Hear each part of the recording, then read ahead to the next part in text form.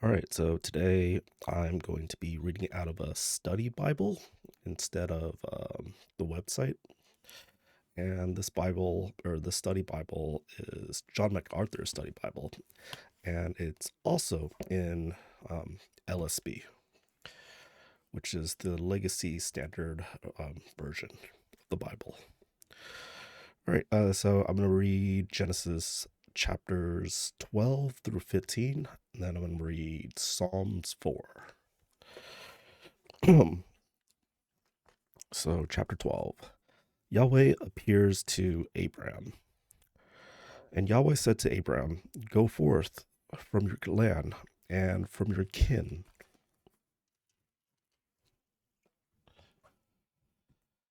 and from your father's house to the land which I will show you, and I will make you a great nation, and I will bless you, and make your name great.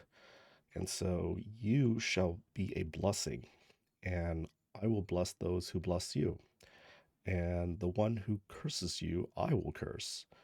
And in you, all the families of the earth will be blessed." So Abram went forth as Yahweh had spoken to him, and Lot went with him. Now Abram was 75 years old when he departed from Haran. So Abram took Sarai his wife, and Lot his brother's son, and all their professions or possessions which they had accumulated, and the persons which they had acquired in Haran, and they departed to go forth to the land of Canaan. Thus they came to the land of Canaan. And Abram passed through the land as far as the site of Shechem to the oak of Moreh. Now the Canaanite was then in the land. Then Yahweh appeared to Abram and said, "To your seed I will give this land." So he built an altar there to Yahweh who had appeared to him. Then he proceeded from there to the mountain on the east of Bethel, and he pitched his tent with Bethel on the west of Ai on the east, and there he built an altar to Yahweh and called upon the name of Yahweh. And Abram journeyed on, continuing towards the Negev. Abram and Sarai in Egypt. Now there was a famine in the land, so Abram went down to Egypt to sojourn there, for the famine was severe in the land. And it happened as he drew near to entering Egypt, that he had said to Sarai his wife, "Now behold, I know that you are a woman beautiful in appearance, and it will be when the Egyptians see you that they will say, 'This is his wife,' and they will kill me, but they will let you live. Please say that you are my sister, so that it may go well with me because of you, and that I may live on account of you." Now it happened when Abram came into Egypt that the Egyptians saw that the woman was very beautiful, and Pharaoh or Pharaoh's officials saw her and praised her to Pharaoh. And the woman was taken into Pharaoh's house. Therefore, he treated Abram well because of her, and sheep and oxen and donkeys and male and female servants and female donkeys and camels came into his possession. But Yahweh struck Pharaoh and his house with great plagues because of Sarai, Abram's wife. Then Pharaoh called Abram and said, What is this you have done to me? Why did you not tell me that she was your wife? Why did you say she is my sister, so that I took her for myself as a wife?" So now, here is your wife. Take her and go. So Pharaoh commanded his men concerning him, and they sent him away with his wife and all that belonged to him. All right, chapter 13. Abram and Lot separate. So Abram went up from Egypt to the Negev, and or he and his wife and all that belonged to him, and Lot with him. Now Abram was very rich in livestock, in silver, and in gold, and he went on his journey from the Negev as far as Bethel, to the place where his tent had been at, at the beginning, between Bethel and Ai, to the place of the altar which he had made there formerly. And there Abram called upon the name of Yahweh. Now Lot, who was going with Abram, also had flocks and herds and tents, and the land could not sustain them while living together, for their possessions were so abundant that they were not able to live together. And there was strife between the herdsmen and Abram's livestock and the herdsmen of Lot's livestock. Now the Canaanite and the Perizzite were living then in the land. So Abraham said to Lot, please let there be no strife between you and me, nor between my herdsmen and your herdsmen, for we are brothers. Is not the whole land before you? Please separate from me, if to the left, and then I will go to the right, or if the right, then I will go to the left. Then Lot lifted up his eyes and saw all the valley of Jordan, that it was well watered everywhere. This was before Yahweh destroyed Sodom and Gomorrah, like the garden of Yahweh, like the land of Egypt as you go to Zoar. So Lot chose for himself all the valley of the Jordan, and Lot journeyed eastward. Thus they separated from each other. Abram lived in the land of Canaan, while Lot lived in the city of the valley, and moved his tents as far as Sodom. Now the men of Sodom were evil and sinners, exceedingly so, against Yahweh. And Yahweh said to Abram, after Lot had separated from him, now lift up your eyes and look from the place where you are, northward and southward and eastward and westward. For all the land which you see, I will give it to you, and to your seed forever. And I will make your seed as the dust of the earth, so that if anyone can number the dust of the earth, when your seed can also be numbered, then your seed can also be numbered. Arise, walk about the land through its length and breadth, for I will give it to you. Then Abram moved his tent and came and lived by the oak of Mamre, which are the Hebron, and there he built an altar to Yahweh.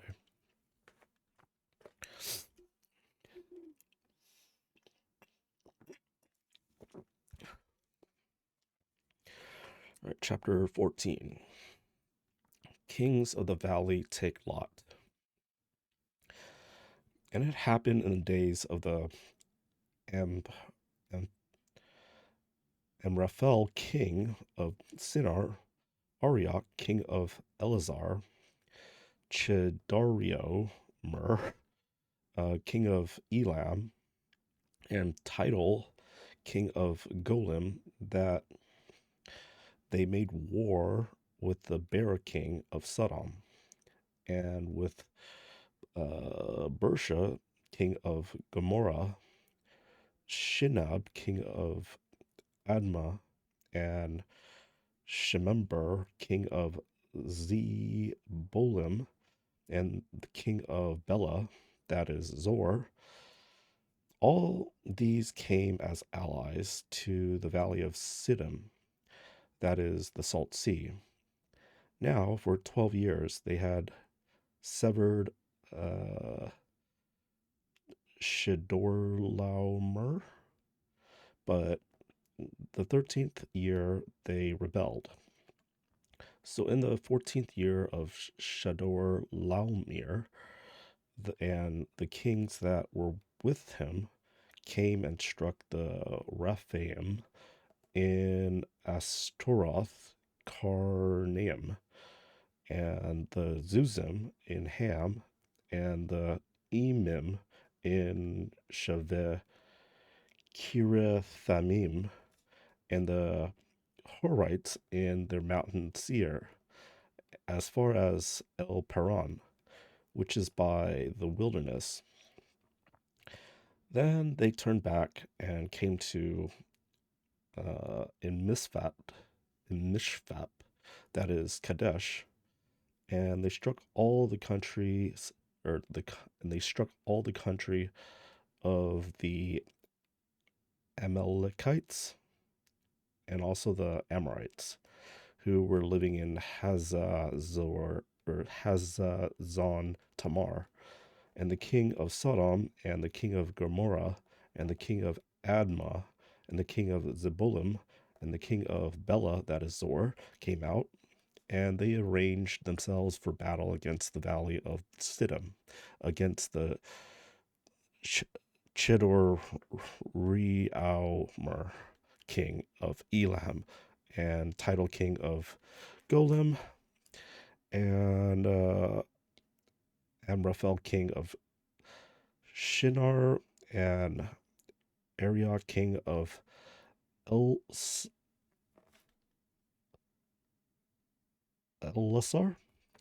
4 kings against 5. Now the valley of Siddim was full of tar pits, and the kings of Sodom and Gomorrah fled, and they fell into them. But those who remained behind fled to the hill country. Then they took all the possessions of Sodom and Gomorrah and all their food supply and departed. They also took Lot, Abram's nephew, and his possessions and departed. Now he was living in Sodom. Then a fugitive came and told Abram, the Hebrew. Now he was dwelling by the oak of Mamre, and Amorite, brother of Eshcol, and brother of Aner, and these were in the covenant with Abram. So Abram heard that his relative had been taken captive, and he led out his trained men, born in his house, 318 in number, and went in pursuit as far as Dan. And he divided his men against them by night, he and his servants, and struck them and pursued them as far as Hobah, which is north of Damascus. And he brought back all the possessions, and he brought back his relative Lot with his possessions, and also the women and the people. Melchizedek blesses Abram. Then after he came from striking down Chedorlaomer and the kings who were with him, the king of Sodom went out to meet him at the valley of Shaveh, that is the king's valley. And Melchizedek, king of Salem, brought out bread and wine. Now he was a priest of God Most High. Then he blessed him and said, Blessed be Abram of God Most High, possessor of heaven and earth, and blessed be God Most High, who has delivered your enemies into your hands. Then he gave him a tenth of all. And the king of Sodom said to Abram, "Give the people to me, but take the possessions for yourself." Then Abram said to the king of Sodom, I have raised my hand to Yahweh, God Most High, possessor of heaven and earth, that I will not take a thread or a sandal strap or anything that is yours, so that you would not say, I made Abram rich. I will take nothing except what the young men have eaten, and the share of men who went with me. Aner, Eshcol, and Mamre, let them take their share.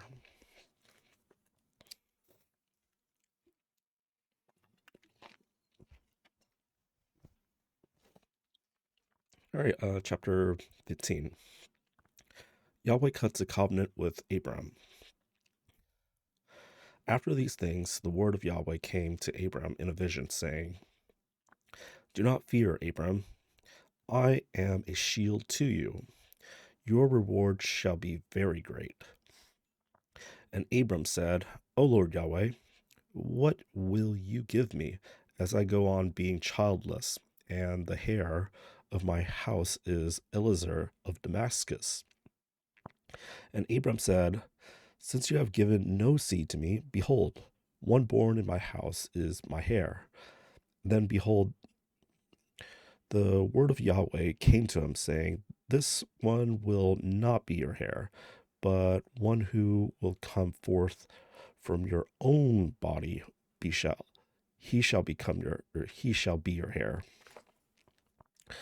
And he brought him outside and said, Now look towards the heavens and number the stars, if you are able to number them. And he said to him, So shall your seed be. Then he believed in Yahweh, and he counted it to himself as righteousness.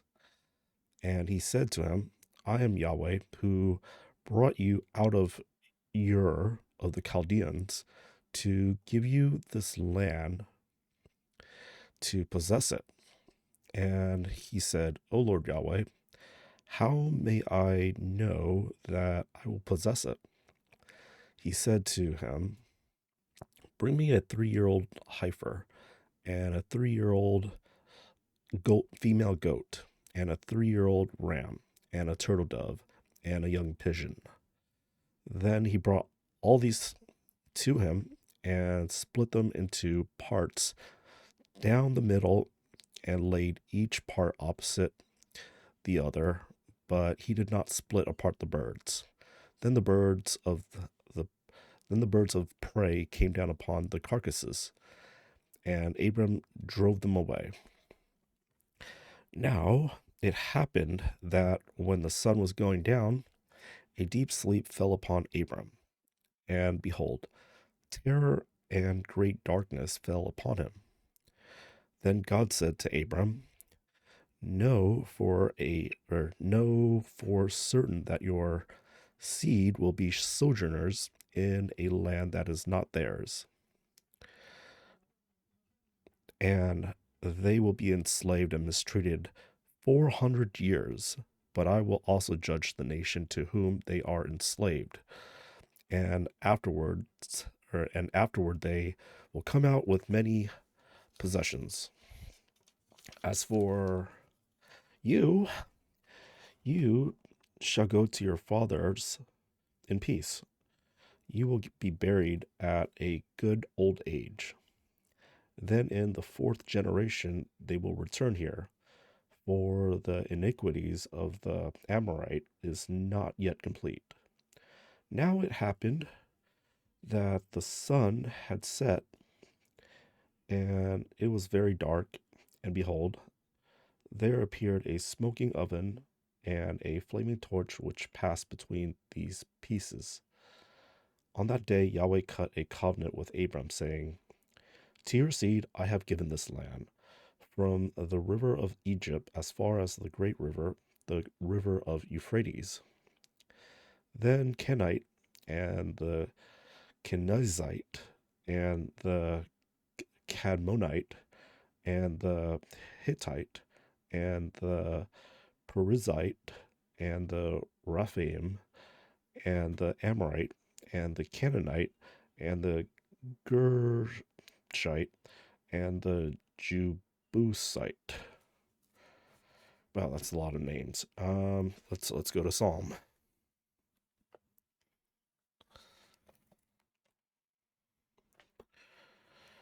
All right.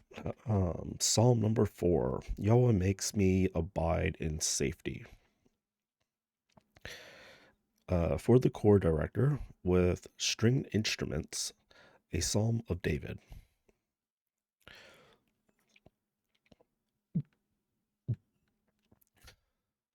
Answer me when I call, O God of my righteousness. You have relieved me in my distress. Be gracious to me and hear my prayer. O sons of men, how long will my glory become a reproach?